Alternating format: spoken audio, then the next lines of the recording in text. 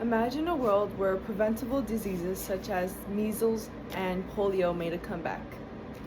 That would ultimately affect the lives of many, such as children and the elderly. Unfortunately, that reality exists in some areas where vaccinations are inaccessible. And so, I'm here to convince you why you should get vaccinated in order to protect yourself and the public. Hi, I'm Melo Barragan, and I'm here to convince you why everyone should get vaccinated. What are vaccines? Vaccines are substances made up of the harmless version of the pathogen in order to stimulate immunity to that pathogen. They are given either through shots, nasal sprays, or oral drops. Vaccines protect us against life-threatening diseases such as the mumps, measles, whooping cough, and influenza. If it weren't for vaccinations, our society would suffer high mortality rates and pandemics. Now that you know what vaccines are and how they help us, I'm here to tell you 3 diseases which killed and affected the population at high rates. The first one is smallpox. Smallpox is a highly contagious disease which is spread through direct contact with infected bodily fluids or infected bedding or clothes. The symptoms can appear from 7 to 17 days. It consists of a rash all over the body, filled with pus and a high fever.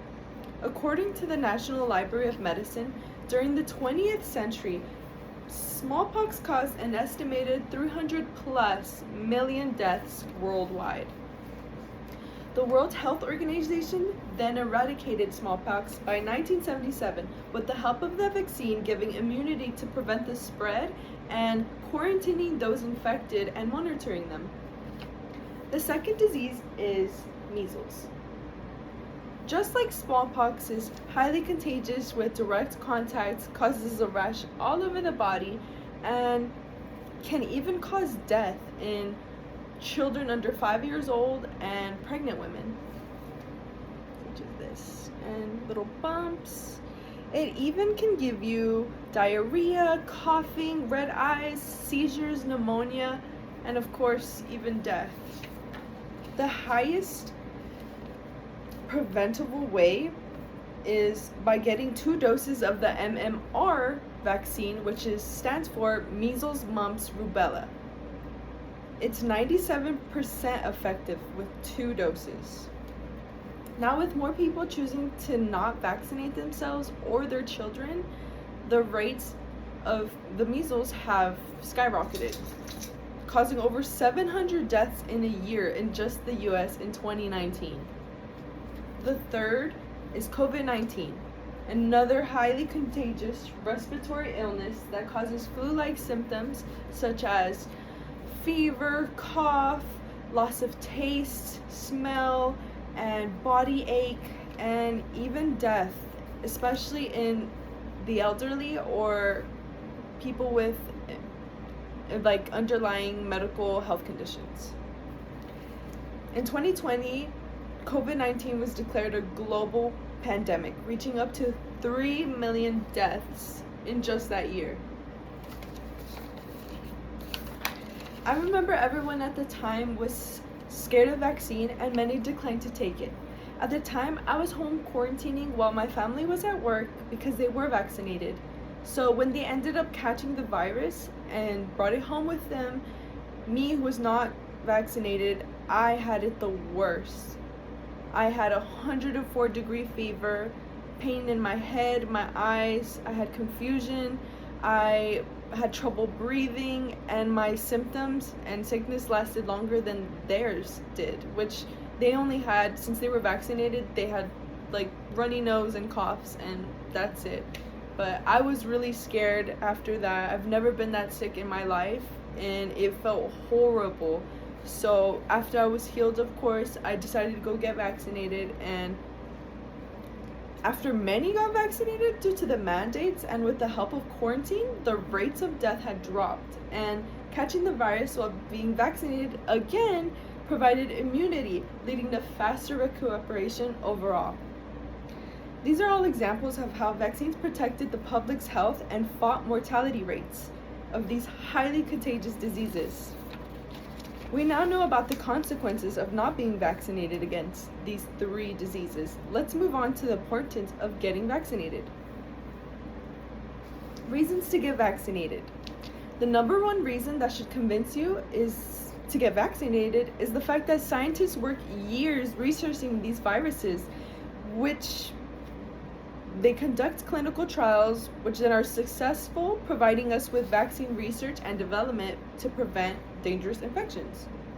By listening to scientists or medical health professionals, we can limit the spread of disease instead of believing the misconceptions against vaccines. Some common misconceptions against vaccines are that they cause autism, infertility, and they're not effective or are a government conspiracy, which is really dangerous because that's what they did with COVID-19, thus ending with high mortality rates and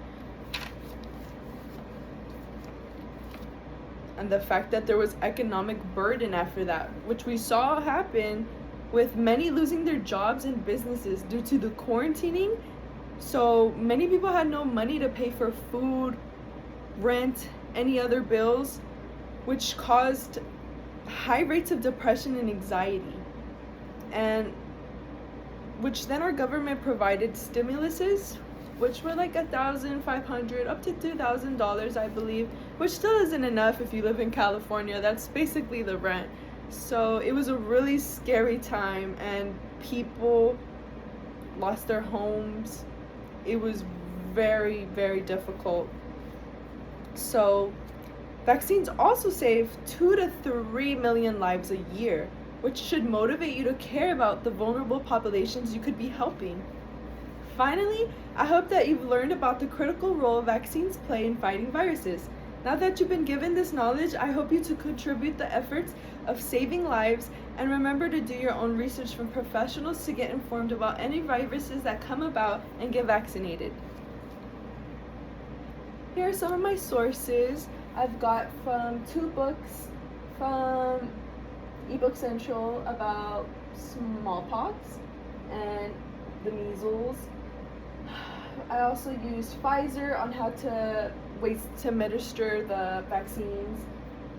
Also with the help of the CDC website about vaccines, and the World Health Organization about the rate of COVID deaths, and healthharvard.edu/diseases. But thank you so much. Remember to stay informed and get vaccinated in order to save lives.